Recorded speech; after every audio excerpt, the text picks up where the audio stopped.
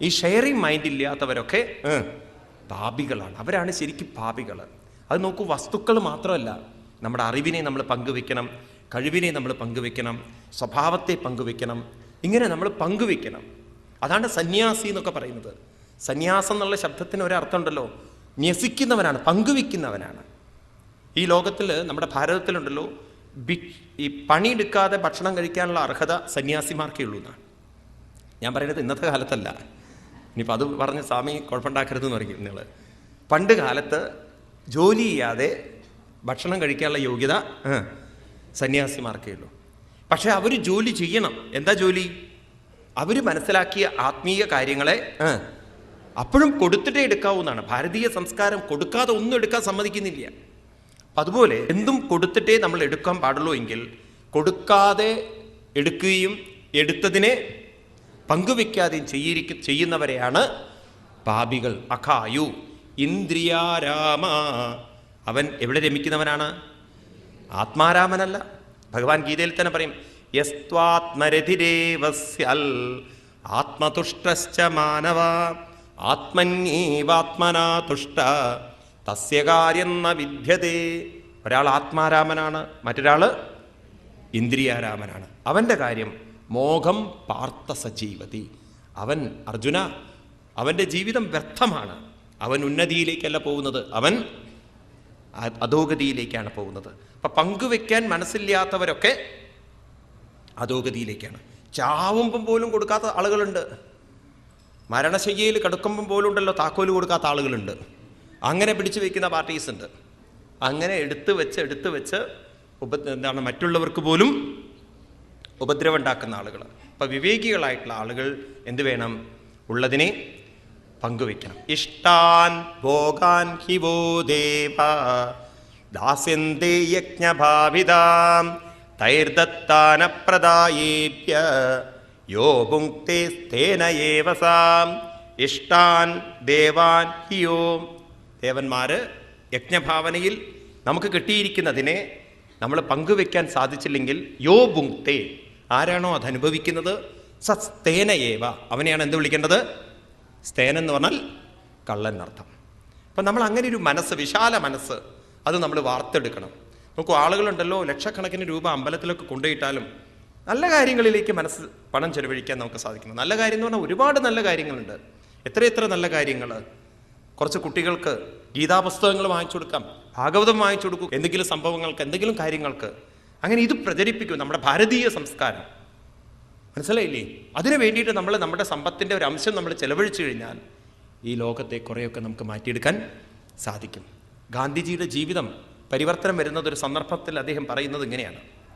അദ്ദേഹം barrister of ലോക്കിൽ പഠിക്കുന്ന കാലത്ത്, ഇംഗ്ലണ്ടിൽ പഠിക്കുന്ന കാലത്ത്, അവിടുത്തെ ഇംഗ്ലീഷ് പ്രൊഫസർ ഒരിക്കൽ ഗീതയിൽ ഒരു ശ്ലോകം പറയുകയാണ്, കർമ്മണ്യേ വാധികാരസ്ഥേ മാ ഫലേഷു കഥാചന. ഇതിൻ്റെ ഈ അർത്ഥം എന്താണെന്ന് Gandhiji, you must be knowing, Mohandas, you must be knowing, you are from India, so you can explain it in A proper വേ എന്ന്. അപ്പം ഗാന്ധിജി പറയാണ്, ഞാൻ അന്നാ ഇങ്ങനൊരു സാധനം ഉണ്ട് എന്ന് കേൾക്കണത്. എന്ത് നാണം തോന്നി എനിക്ക് ആ പ്രൊഫസറുടെ മുഖത്തേക്ക് നോക്കാൻ.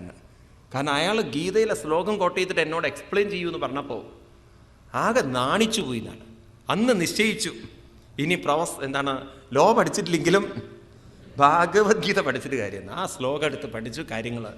അപ്പോഴാണ് അതിലത്തെ മഹത്വം മനസ്സിലായതെന്ന് പറയുന്നത്. ആ ഒരു കാലഘട്ടത്തിലുണ്ടല്ലോ നമ്മുടെ ഗ്രന്ഥങ്ങളൊക്കെ പൂജാമുറിയിൽ വെച്ച് നല്ല പട്ടുവസ്ത്രവും പുതച്ച് കർപ്പൂരം. എന്താ മുത്തശ്ശി അതിൽ? തുറന്നു നോക്കരുത്, പൂർവികന്മാരായിട്ട് കെട്ടിവെച്ചതാ, തുറക്കില്ല വർഗങ്ങൾ. അവരെയും കുറ്റം പറഞ്ഞില്ല, അവരങ്ങനെ ശീലിച്ചിരിക്കുന്നത്.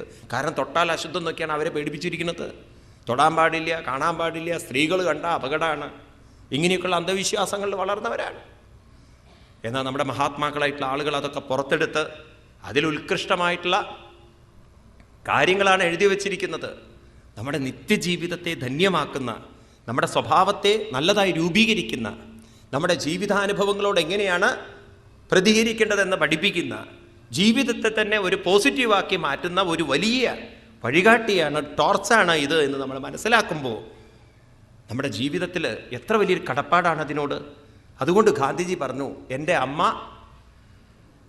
പ്രസവിച്ച അമ്മയെ നല്ല പറഞ്ഞത്, ഗീത എൻ്റെ അമ്മയാകുന്നു തുറന്നു പറയാൻ സാധിച്ച ആളാണ്. അങ്ങനെ എത്ര മഹാത്മാക്കൾ, എത്ര എത്ര ജീവിതം ധന്യമാക്കിയ ആളുകൾ. നമുക്കറിയാം ലോകത്തിൽ ചിന്മയാനന്ദ സ്വാമികൾ നടത്തിയ വിപ്ലവം ഇല്ലേ, ഗീതയിലൂടെ നടത്തിയ വിപ്ലവം. വിവേകാനന്ദ സ്വാമികൾ ലോകത്തിൽ ഇന്നും ആദരിക്കപ്പെടുന്നത് ഭാരതീയ സംസ്കാരം പറഞ്ഞുകൊണ്ടാണ് അല്ലേ. അപ്പം നമുക്കും ഈ സംസ്കാരത്തിന് വേണ്ടി നമ്മുടെ സമ്പത്തിനെയും സമയത്തിനെയും ചെലവഴിക്കാൻ സാധിക്കണം.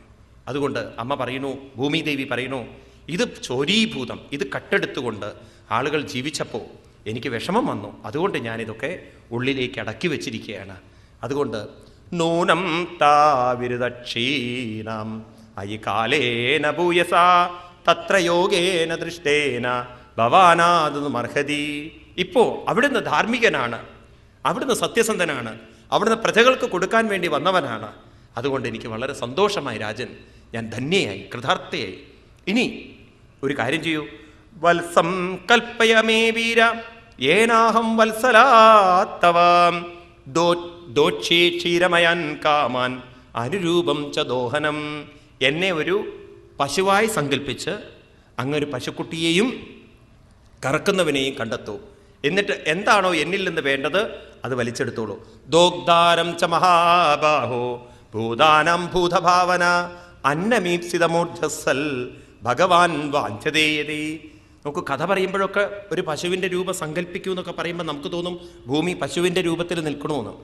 അതിൽ നിന്ന് അന്നമാണ് വലിച്ചെടുക്കേണ്ടതെന്ന് പറഞ്ഞാൽ അർത്ഥം എന്താണ്? ഈ ഭൂമിയെ ഇനി ഉഴുതു തയ്യാറാക്കി അതിനെ പാകപ്പെടുത്തി എന്നിൽ നിന്ന് വേണ്ടത് എടുത്തുകൊള്ളൂ, ഞാൻ സഹകരിക്കാം. ഭൂമി സഹകരിച്ചാലേ നമുക്ക് വേണ്ടത് കിട്ടുള്ളൂ. നമ്മൾ എന്ത് കൊണ്ടുപോയിട്ടിട്ടും കാര്യമില്ല. ഉണ്ടോ? കാലം അനുകൂലമാവണം, മണ്ണ് നന്നാവണം. വിത്ത് നന്നായാൽ പോരാ, മണ്ണ് കൂടി നന്നാവണം. മരുഭൂമിയിലൊന്നും ഉണ്ടാവുന്നില്ലല്ലോ. നമുക്കറിയാം ഏതൊക്കെ പല ഭൂമികളിലും പലതും ഉണ്ടാവാത്തതുണ്ട്. നമ്മുടെ കേരളത്തിൽ നെല്ലുണ്ടാവും, ഗോതമ്പുണ്ടാവുമോ? മറ്റുള്ള രാജ്യങ്ങളിൽ ഉണ്ടാവുന്ന സാധനങ്ങൾ ഇവിടെ ഉണ്ടാവുമോ?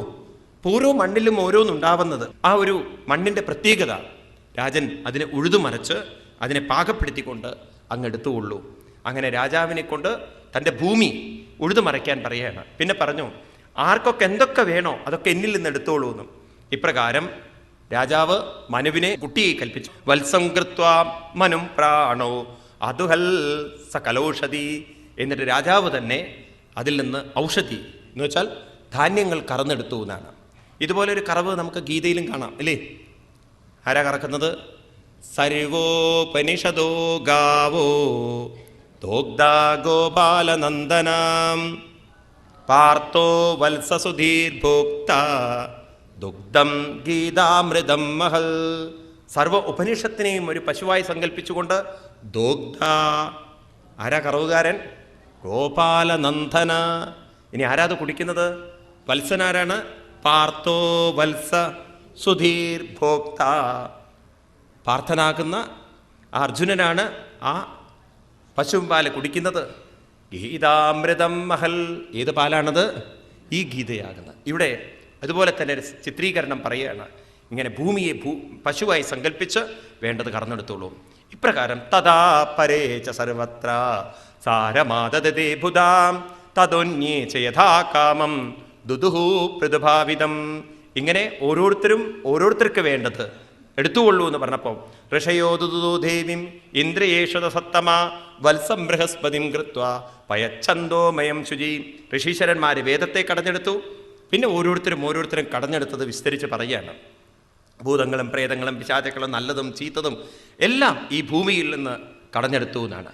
ഇങ്ങനെ ഓരോന്ന് കടഞ്ഞെടുത്തപ്പം സർവേ സ്വമുഖ്യവത്സേന സ്വേ സേ പാത്രേ പൃഥക്പയാം സർവകാമതുകാം പൃഥ്വീം ദുദുഹു പ്രതിഭാവിതം. ഭൂമി എല്ലാറ്റിനും വഴങ്ങിക്കൊടുത്തു. ഓരോരുത്തരും സ്വേ സേ പാത്രേ, അവരുടെ പാത്രത്തിൽ അവർക്ക് എന്താണോ വേണ്ടത് അത് കറന്നെടുത്തു എന്നാണ്. ഇങ്ങനെ ഏവം പ്രദ്വാദയ പൃഥ്വീ അന്നാദാസ്വന്നമാത്മനാം ദോഹവത്സാദിഭേദേന ക്ഷീരവേദം കുരുദ്വഹ. ഇപ്രകാരം ഓരോരുത്തരും അവരവർക്ക് വേണ്ടത് കറന്നെടുത്ത് ഈ ഭൂമിയിൽ നിന്ന് സന്തുഷ്ടതയും സമ്പുഷ്ടയും നേടിയതാണ്. അങ്ങനെ ചൂർണയൻ സ്വധനുഷ്കോട്യ ഗിരിക്കൂടാനിരാജരാൾ ഭൂമണ്ഡലമിതം വൈന്യ പ്രായശ്ചക്രേ സമം വിഭു. രാജാവ് ഭൂമിയിൽ നിരപ്പല്ലാത്ത സ്ഥലങ്ങളെയൊക്കെ തട്ടി നികപ്പെടുത്തി കൃഷിക്ക് അനുയോജ്യമാക്കി. അങ്ങനെ ഒരു കൃഷി വ്യവസ്ഥ ഈ ഭൂമിയിൽ ആദ്യമായി കൊണ്ടുവന്നത് പൃഥു ചക്രവർത്തിയാണ്. ഭൂമിയെ നശിപ്പിക്കാതെ കൃഷി കൊണ്ടുവന്നത് പൃഥു ചക്രവർത്തിയാണ്. നമുക്കുണ്ടല്ലോ ഈ ഭാഗവതമൊക്കെ വലിയ വഴികാട്ടികളാണ്. ഈ ഭൂമിയിൽ എങ്ങനെ കൃഷി ചെയ്യണം എന്നുള്ള സംവിധാനം ഭാരതത്തിൽ ആ സംസ്കാരം ഉണ്ടാക്കിയത്. അതാണ് പൃഥുവിൻ്റെ കഥയ്ക്ക് ഇത്രയും പ്രാധാന്യം. പൃഥു എന്ന് പറഞ്ഞാൽ തന്നെ പൃഥിവിയെ സ്നേഹിച്ചവെന്നർത്ഥം. അപ്പം അങ്ങനെയാണ് നമ്മുടെ പൂർവികന്മാർ ഈ പശുവിനെയും ഭൂമിയെയും കൂട്ടിച്ചേർത്തത്. ഭൂമിയും പശുവും തമ്മിൽ അഭേദ്യമായ ബന്ധമുള്ളത്. പശു അതിന് വേണ്ട പുല്ലും വൈക്കോലും അതെവിടുന്ന് വരണം? ഇനി പശുവിൻ്റെ ശരീരത്തിൽ നിന്ന് പോകുന്ന ഗോമൂത്രവും ചാണകവും ഇതെല്ലാം ഭൂമിക്ക് വളമാണ്. എന്ന് മാത്രമല്ല, ഭൂമിക്ക് ഏറ്റവും വളക്കൂറ് ഉണ്ടാക്കുന്ന സാധനങ്ങളാണ് ഈ ചാണകവും ഗോമൂത്രവും. നോക്കൂ, ഇന്ന് ആ സംസ്കാരം നമുക്ക് നഷ്ടപ്പെട്ടപ്പോണ്ടല്ലോ. പൊളിറ്റിക്കൽ സിസ്റ്റം വന്നതോട് കൂടിയിട്ട് ഈ കെമിക്കൽ ഉപയോഗിക്കാൻ തുടങ്ങിയതോട് കൂടിയിട്ട് ഭൂമിയെ നമ്മൾ നശിപ്പിച്ചു വരികയാണ്. ഇപ്പോഴത്തെ ഒരു ദുരന്താവസ്ഥ എന്താണെന്നറിയോ? കണ്ട ഈ രാസവളങ്ങളൊക്കെ പൊട്ടാഷ്യം മറ്റേ ആഷും ഒക്കെ കൊണ്ടുപോയിട്ടിട്ട് ഭൂമിയുടെ അമ്ലഗുണം നശിപ്പിച്ചു. രാസവസ്തുക്കൾ പൊതുവെ ചൂട് കുറവാണോ കൂടുതലാണോ? നിങ്ങളുടെ കയ്യിൽ തന്നെ പൊട്ടാഷ്യം ഇട്ട് കഴിഞ്ഞാൽ ചൂടാണത്, കെമിക്കൽ. അത് അമിതമായ ചൂടുണ്ടാക്കിയിട്ട് ഭൂമിയുടെ ബന്ധു എന്ന് പറയുന്ന മണ്ണിരകളൊക്കെ നശിച്ച് നശിച്ച് നശിച്ച് ഇപ്പോൾ ഭൂമിക്ക് അമ്ലഗുണവുമില്ല, നൈട്രജനില്ല, വേണ്ടതൊന്നുമില്ല. അതിന് വല്ലതും വേണമെന്നുണ്ടെങ്കിൽ രാസവസ്തുക്കൾ കൂടിയേ കഴിയൂ എന്നുള്ള അവസ്ഥയാണ്. എന്നിട്ടും അതിൻ്റെ ദ്രോഹം അവിടെയും കഴിഞ്ഞില്ല. ഈ രാസവസ്തുക്കൾ ഇടുന്ന സമയത്ത് ആ വെള്ളം അവിടെ നിന്ന് മറ്റുള്ള സ്ഥലങ്ങളിലേക്ക് പോയി, അത് വെള്ളത്തിലേക്ക് ചേർന്ന്, അത് പുഴയിലേക്ക് ചേർന്ന് അതിലും കുഴപ്പങ്ങളുണ്ടാക്കി, പെസ്റ്റ് അതടിച്ചുകൊണ്ട് അതും നശിപ്പിച്ച് മൊത്തം ഭൂമിയെ നശിപ്പിക്കാൻ മനുഷ്യന് സാധിച്ചു എന്ന് പറയാം. പണ്ട് കുളങ്ങളിൽ കുളിക്കാമായിരുന്നു, ഇപ്പോൾ കുളങ്ങളിൽ കുളിക്കാൻ പറ്റില്ല. കാരണം ഈ രാസവളങ്ങളൊക്കെ ഇട്ട് ഈ മരുന്നൊക്കെ അടിച്ചിട്ടുള്ള വെള്ളം അവിടെ ചെല്ലുമ്പോണ്ടല്ലോ അത് ശരീരത്തിൽ ചൊറിച്ചിലുണ്ടാക്കുന്നു. ശരിയല്ലേ? ചിന്തിക്കും ഓരോ അനുഭവങ്ങൾ. ഞാൻ ഈ പറയുന്നത് കഴിഞ്ഞ ഒരു 2 വർഷം മുമ്പ് ധാർവാഡ് അവിടെ അഗ്രികൾച്ചർ യൂണിവേഴ്സിറ്റിയിൽ അവർക്ക് സൗത്ത് ആഫ്രിക്കയിൽ നിന്ന് കൊണ്ടുവരേണ്ടി വന്നു മണ്ണിരകളെ. ഭാരതത്തിൽ മണ്ണിര കൊണ്ടുവരാൻ മറ്റൊരു രാജ്യത്തു നിന്ന് കൊണ്ടുവരണം എന്ന് പറഞ്ഞു കഴിഞ്ഞാൽ അത്രത്തോളം നമ്മൾ സിസ്റ്റങ്ങളെ നശിപ്പിച്ചിരിക്കുകയാണ്. രാസവസ്തുക്കളിട്ട് ഭൂമിയെ നശിപ്പിക്കുകയാണ് എന്നുള്ള തിരിച്ചറിവുള്ളത് കൊണ്ടാണ് ഇപ്പോൾ ആളുകൾ എന്താണ് ഓർഗാനിക് കൃഷി എന്ന് പറഞ്ഞിട്ട് പഴയ പൂർവികന്മാരുണ്ടാക്കിയ രീതിയിലേക്ക് ഇപ്പം അതിന് വളരെ വ്യത്യാസമുണ്ട്. വിലകളൊക്കെ കൂടി വരുന്നുണ്ട്. അപ്പം ഈ സിസ്റ്റങ്ങളൊക്കെ നമ്മൾ നിലനിർത്താതെ നമ്മൾ നശിപ്പിച്ചു വരികയാണ്. അപ്പം നമ്മളൊക്കെ ഉണ്ടല്ലോ, നിങ്ങളോട് പറഞ്ഞിട്ട് കാര്യമില്ല. കാരണം ഫ്ലാറ്റിൽ ജീവിക്കുന്ന നിങ്ങളോട് ഇനി എന്ത് പറഞ്ഞിട്ട് കാര്യം? അപ്പം അവനവൻ്റെ വീട്ടിൽ സ്ഥലമുള്ളവരൊന്നും എന്തിടരുത്, കഴിയുന്നതും രാസവസ്തുക്കളൊന്നും ഇട്ടിട്ട് ഭൂമിയെ നശിപ്പിക്കരുത്. ഇനിയിപ്പോൾ അത് ഇടാതെ സ്വാമി എവിടെ നിന്ന് ചാണകം കിട്ടും? ചാണകം പോയിട്ട് ഒരു സാധനം കിട്ടാനില്ലാത്ത കാലം. കാരണം പശുവിനെ വളർത്തുന്ന സമ്പ്രദായമൊക്കെ നമുക്ക് വിട്ടുപോയി. നമ്മൾ ആ ജീവിത രീതി തന്നെ മാറി. ഇപ്പം നമ്മൾ പരിപൂർണമായി മറ്റുള്ളവരെ ആശ്രയിച്ചു കൊണ്ടുള്ള ജീവിതമാണ്. വാസ്തവത്തിൽ പൃഥുവൊക്കെ കാണിച്ചു തന്നൊരു ജീവിതം നമ്മുടെ രാഷ്ട്രീയ പ്രവർത്തകരൊക്കെ ഉൾക്കൊണ്ടുകൊണ്ട് കാണിച്ചു തരുന്നിരുന്നുവെങ്കിൽ ഗാന്ധിജിയുടെ മനസ്സിലുള്ള ഇതൊക്കെ ഉൾക്കൊണ്ടുകൊണ്ടാണ് ഗാന്ധിജിക്ക് സെൽഫ് കണ്ടെയ്ൻഡ് വില്ലേജ് അല്ലെങ്കിൽ സെൽഫ് സഫീഷ്യൻ്റ് വില്ലേജ്, എല്ലാറ്റിലും പരിപൂർണമായൊരു വില്ലേജ്, അവർക്ക് വേണ്ടതൊന്നും മറ്റൊരാളെ ആശ്രയിക്കാതെ. അങ്ങനെയാണെങ്കിൽ പെട്രോളിന് വില കൂടിയാലും പെട്രോളിന് വില കുറഞ്ഞാലും അതൊന്നും നമ്മളെ ബാധിക്കുകയില്ല. അവിടെ വേണ്ടതൊക്കെ അവിടെ തന്നെ ഉണ്ടാവും. ഇതൊക്കെ ഗാന്ധിജി മനസ്സിലാക്കിയത് കൊണ്ടാണ് അദ്ദേഹം വിദേശ വസ്തുക്കളെ വർജിച്ചതും ഭാരതീയ ഉൽപ്പന്നങ്ങളെ പ്രോത്സാഹിപ്പിച്ചതും.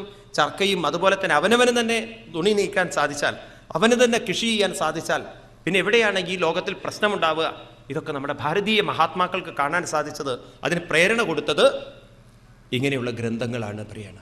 അപ്പം പൃഥുവിൻ്റെ ഈ ചരിത്രമൊക്കെ ഉണ്ടല്ലോ നമുക്ക് ഉൾക്കൊള്ളേണ്ടത്. ഇനിയുള്ള കാലഘട്ടത്തിൽ നമ്മുടെ വീട്ടിലെങ്കിലും നമ്മൾ രാസവസ്തുക്കളൊന്നും കഴിയുന്നത് ഉപയോഗിക്കരുത്. ഭൂമിയെ സ്നേഹിക്കൂ. അത് മണ്ണല്ല, അത് ഭഗവാന്റെ പത്നിയാണ്, അത് അമ്മയാണ്. ഒരമ്മയുടെ നെഞ്ചിൽ കൊണ്ടുപോയിട്ട് രാസവസ്തുക്കൾ ഇടാൻ തോന്നുമോ? അതുപോലെ നമ്മളൊന്നും ഇതിലിടരുത്. കാരണം അതിൻ്റെയൊക്കെ പ്രത്യാഘാതങ്ങൾ മറ്റുള്ളവരിലേക്ക് രോഗങ്ങൾ വ്യാപിച്ചുകൊണ്ടിരിക്കുകയാണ്. അതൊക്കെ മനസ്സിലാക്കിക്കൊണ്ട് ഒരു ആരോഗ്യമുള്ള ഒരു ജീവിതം നമ്മൾ വാർത്തെടുക്കണം. ക്യാൻസർ ഉള്ളവരുണ്ടല്ലോ, പശുവിൻ്റെ തൊഴുത്തിലിരുന്നാൽ തന്നെ റേഡിയേഷൻ്റെ ആവശ്യമില്ല എന്നാണ് പറയുന്നത്. ഗോമൂത്രം കൊണ്ട് രോഗം മാറ്റാൻ സാധിക്കും എന്നതിന് പൂനെയിലൊരു ഇൻസ്റ്റിറ്റ്യൂട്ട് ഉണ്ട്, ഗോമൂത്രത്തെക്കുറിച്ച് റിസർച്ച് ചെയ്യുന്നൊരു ഇൻസ്റ്റിറ്റ്യൂട്ട്. ഇപ്പോൾ ഉത്തരേന്ത്യൻ ഭാഗങ്ങളിലൊക്കെ പല മഹാത്മാക്കളും അവരുടെയൊക്കെ ആശ്രമങ്ങളിലുണ്ടല്ലോ ഗോമൂത്രം അത് റിഫൈൻ ചെയ്തിട്ട് മരുന്നാക്കി കൊടുക്കുന്നുണ്ട്. അപ്പം രോഗങ്ങൾക്ക് പോലും പ്രതിവിധിയാണ്. ഇനി വേറൊരു ടെക്നോളജി പറയുന്നത് ഇപ്പം നമ്മുടെ വീട്ടിൽ മൈക്രോവൻ അതുപോലുള്ള സാധനങ്ങളുണ്ടല്ലോ, ചാണകം മെഴുകിയ തറയിലാണെങ്കിൽ റേഡിയേഷൻ ഉണ്ടാവില്ല എന്നാണ് പറയുന്നത്. ചാണകം മെഴുകിയ തറയിൽ അത് വെച്ച് കഴിഞ്ഞാൽ റേഡിയേഷൻ ഉണ്ടാവില്ല എന്ന് പറയും. കാരണം അതിനെ വലിച്ചെടുക്കാനുള്ള കഴിവ്, അത്ര ശക്തിയുള്ളൊരു സാധനമാണ് ഈ ചാണകം. നമുക്ക് ആ പശുവിൻ്റെ ഒരു മഹത്വം, അങ്ങനെയുള്ള ആ പശുവിൻ്റെ ഭാവനയിൽ ഭൂമിദേവി എല്ലാം കൊടുത്തു എന്നാണ്. എന്നിട്ട് മഹാത്മാവായ പൃഥു എന്തു ചെയ്തു? ഗ്രാമാൻ പുരപ്പത്തനാനി ദുർഗാണി വിവിധാനി ച ഘോഷാൻ പ്രജാൻ സശിബിരാൻ അകാരൻ ഖേടകർവടാൻ. നോക്കൂ, നമ്മൾ എന്തൊക്കെയാണ് ചരിത്രകാരന്മാർ പറ്റിച്ചിരിക്കുന്നത്. സിന്ധു നദീതട സംസ്കാരമോ കുന്തം സംസ്കാരമോ, എന്നിട്ട് ആ സംസ്കാരം വന്നു. പിന്നീട് മറ്റുള്ളവരാണ് ഇവിടെ പട്ടണങ്ങളൊക്കെ ഉണ്ടാക്കിയെന്നൊക്കെയാണ്. ഇവിടെ പൃഥുവിൻ്റെ കാലഘട്ടത്തിൽ ഭാഗവതത്തിൽ ഇതൊരു 5000 വർഷങ്ങൾക്കുള്ള ഗ്രന്ഥമാണ്. ഈ ശ്ലോകങ്ങൾ നോക്കൂ നിങ്ങൾ. 18-ാമത്തെ അധ്യായത്തിലെ അധ്യായത്തിലെ 31, 32 ഗ്രാമാൻ, വില്ലേജുകൾ, പുരം എന്ന് പറഞ്ഞാൽ പട്ടണങ്ങൾ, പത്തനാനി എന്ന് പറഞ്ഞാൽ വലിയ പട്ടണങ്ങൾ, അതുപോലെ തന്നെ ദുർഗാണി കോട്ടകൾ, വിവിധാനി, ഘോഷം എന്ന് പറഞ്ഞാൽ കലാകേന്ദ്രങ്ങൾ, സാഹിത്യം, കല തുടങ്ങിയിട്ടുള്ളത് പ്രകടിപ്പിക്കാൻ, ശിബിരം എന്ന് പറഞ്ഞാൽ സൈന്യങ്ങൾക്ക് വസിക്കാനുള്ള സ്ഥലം, ഖേടകർവടാൻ ബിസിനസ് സെൻറ്റേഴ്സ്, ട്രാൻസാക്ഷൻ ചെയ്യാനുള്ള സ്ഥലങ്ങൾ, ബിസിനസ് കാര്യങ്ങൾ. ഇതൊക്കെ പ്രാഗ് പൃഥോരിഹ എന്ന ഏവ, പൃഥുവിൻ്റെ മുമ്പുണ്ടായിരുന്നില്ല. ആര് കാലം മുതൽ? പൃഥുവിൻ്റെ കാലം. അപ്പം നമ്മൾ ഈ പഠിച്ച ഹിസ്റ്ററി അല്ല വാസ്തവത്തിലുള്ള ഹിസ്റ്ററി. അതിനു മുമ്പ് തന്നെ പൃഥുവിൻ്റെ കാലഘട്ടത്തിൽ തന്നെ ഇവിടെ ഒരു സിസ്റ്റമാറ്റിക് ആയിട്ടുള്ള ഗ്രാമങ്ങളും പട്ടണങ്ങളും ഒക്കെ ഉണ്ടായിരുന്നു എന്നാണ്. ഇതൊക്കെ നമ്മളെ പഠിപ്പിച്ചിരുന്നെങ്കിൽ നമ്മൾ ഈ പൊട്ടത്തരൊക്കെ പഠിക്കുമോ? ഇപ്രകാരം അദ്ദേഹം ഈ ഭൂമിയെ സ്നേഹിച്ച് ഭൂമിയെ പരിചരിച്ചു. അതിനുശേഷം പൃഥു മഹാരാജാവ് അവിടെ കൊണ്ട് കഴിഞ്ഞില്ല അദ്ദേഹത്തിൻ്റെ ജീവിതം. അദ്ദേഹം യജ്ഞങ്ങളിലേക്ക് കടന്നു. ആദ്യം മനുഷ്യരെ സ്നേഹിച്ച്, ഭൂമിയെ സ്നേഹിച്ച്, മനുഷ്യർക്ക് വേണ്ടതെല്ലാം കൊടുത്ത്, ഇനി അദ്ദേഹത്തിൻ്റെ ആത്മീയമായ ഉന്നതിക്ക് വേണ്ടി യജ്ഞങ്ങൾ ചെയ്യുകയാണ്. അങ്ങനെ യജ്ഞങ്ങൾ ചെയ്യുമ്പോൾ പണ്ട് കാലത്തൊരു വിശ്വാസം ഉണ്ടായിരുന്നു, 100 യജ്ഞം പൂർത്തിയായാൽ അവർക്ക് സ്വർഗപദവി തീർച്ചയാണ്. അപ്പം തീർച്ചയായിട്ടും തൻ്റെ മനസ്സിൻ്റെ ഉന്നതിക്ക് വേണ്ടി രാജാവ് യജ്ഞം ചെയ്യണം. പക്ഷേ അദ്ദേഹത്തിൻ്റെ ഉന്നതിയെ തടസ്സപ്പെടുത്തുന്നു ഇന്ദ്രൻ വന്നിട്ട്. അങ്ങനെ ഇന്ദ്രൻ വന്ന് തടസ്സപ്പെടുത്തുന്ന സമയത്ത് പെട്ടെന്ന് അദ്ദേഹത്തിന് ഇന്ദ്രനോട് രോഷം വരുന്ന സമയത്ത് അദ്ദേഹത്തിൻ്റെ മുന്നിൽ പ്രകടമായി ഭഗവാൻ. എന്നിട്ട് അദ്ദേഹത്തിന് കൊടുക്കുന്ന ആത്മീയ തത്വോപദേശമുണ്ട്. അതിഗംഭീരമായൊരു ഭാഗമാണ് പൃഥുവും ഭഗവാനും തമ്മിലുള്ള ഒരു ഉപദേശം എന്ന് മാത്രമല്ല, പിന്നീട് അദ്ദേഹത്തെ അനുഗ്രഹിക്കാനായിട്ട് സനൽകുമാരാദി മഹർഷിമാർ വന്ന് അദ്ദേഹത്തിന് കൊടുക്കുന്ന അതിഗംഭീരമായൊരു സത്സംഗം നമുക്കത് നാളത്തേക്ക് കാണാം.